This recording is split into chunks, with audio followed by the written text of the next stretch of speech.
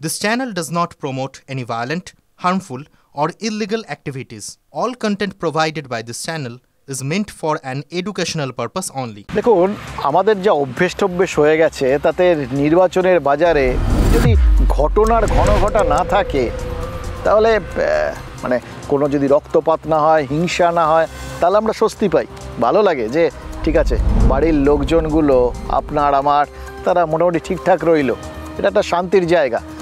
কিন্তু বিশ্বাস করুন আপনারাও জানেন আমরাও জানি কোথাও গিয়ে কি একটু গোটা ব্যাপারটা যদি একদম নিস্তরঙ্গ হয় তাহলে একটু জ্বলো কি লাগে না, লাগে তো বটে, এটা অস্বীকার করার কোনো উপায় নেই। আসলে রাজনীতিকদের কাছে বা রাজনীতির সঙ্গে যারা যুক্ত তাদের সবার কাছেই আর কি ইস্যু পরপর ঘটমান বিভিন্ন জিনিস এগুলো হচ্ছে সব থেকে ইন্টারেস্টিং।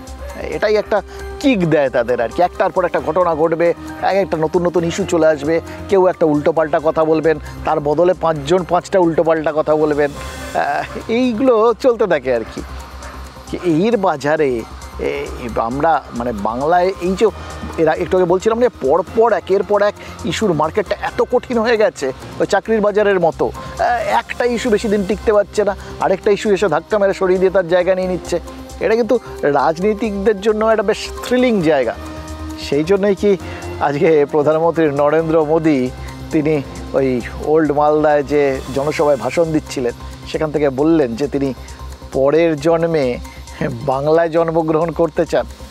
দেখুন ওল্ড মালদায় ভালো ভিড় হয়েছিল, হয়তো সেই ভিড় দেখে তিনি উৎসাহিত হয়েছেন, আবার ইস্যুর ভিড় দেখেও কিন্তু উৎসাহিত হয়ে থাকতে পারেন, হয়তো সেই জন্যই কোথাও গিয়ে একটা বাংলা কানেকশান খোঁজার চেষ্টা করছিলেন, তাই বলেছেন যে হয়তো আগের জন্মে তিনি বাংলায় জন্মেছিলেন অথবা পরের জন্মে তিনি বাংলায় জন্মাবেন, মানে কোনো না কোনোভাবে এই জন্মটা হয়নি তাই জন্য এই জন্মে বাংলায় এসে সেটা বলছেন, কিন্তু কোনো না কোনো জন্মে যে তার সাথে বাংলার একটা যোগসূত্র ছিল প্রধানমন্ত্রী মনে হচ্ছে সেটা প্রমাণ করতে মরিয়া হয়ে উঠেছেন।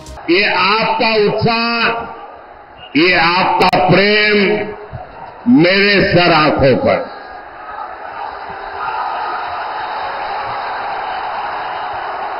आप इतना प्यार दे रहे हैं, इतना प्यार दे रहे हैं, ऐसा लगता है या तो पिछले जन्म में मैं बंगाल में पैदा हुआ था या तो अगले जन्म में बंगाल की किसी मां के गोद से पैदा होने वाला हूं। लोग दूर दूर तक धूप में खड़े हैं, मैदान छोटा पड़ गया, हमारी व्यवस्था छोटी पड़ गई, ये जो आपको तकलीफ हो रही है ना, इसके लिए मैं आपकी क्षमा मांगता हूं।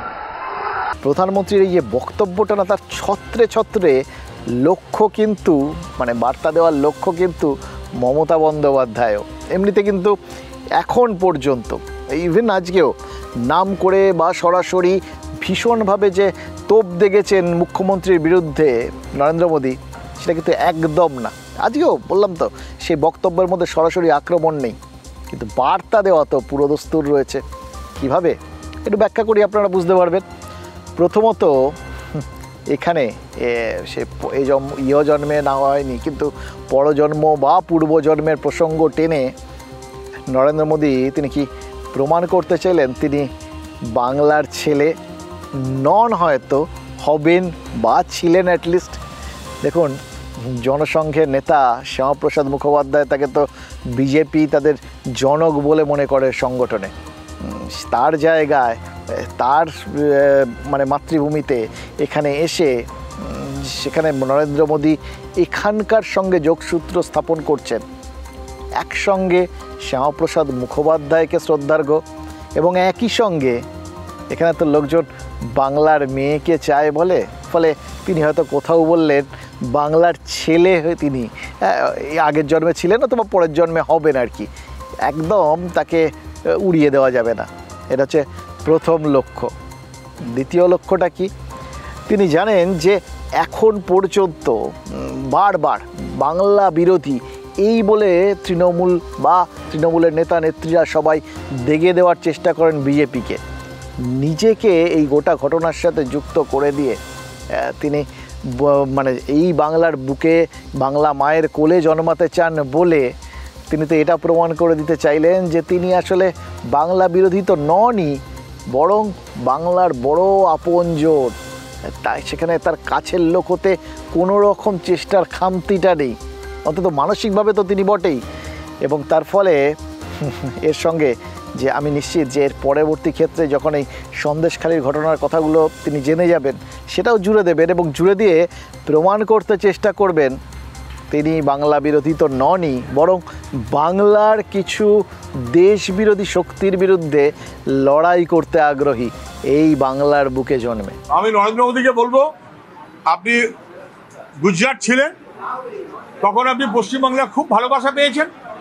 পশ্চিমবাংলার মুখ্যমন্ত্রী তখন বিরোধী নেত্রী ছিলেন। কেমিক্যাল হাব এবং অটো হাব আপনার কাছে পাঠিয়ে দিয়েছিলেন পুরস্কার। আপনি খুব ভালোবাসা পেয়েছেন পশ্চিমবাংলার। আরও ভালোবাসার জন্য আপনি মমতা ব্যানার্জির পিছনে আছেন, থাকুন। বাংলার ওই ভালোবাসাটা চেয়েছিল যে 100 দিনের টাকাটা কেন বন্ধ করেছে, এটা তো ভালোবাসার নিদর্শন হতে পারে না। বাংলার 100 দিনের টাকা আপনি বন্ধ করে দিয়েছেন, বাংলা গরিবের বাড়ি হতে দেননি, এটা আপনার ভালোবাসা বাংলার প্রতি। তাহলে এই ভালোবাসাও দরকার নেই। ঠিক যেভাবে বলেছে ইয়ে তো ট্রেলার হ্যাঁ, সিনেমা বাকি হ্যাঁ, সিনেমাও কেউ দেখতে চায় না।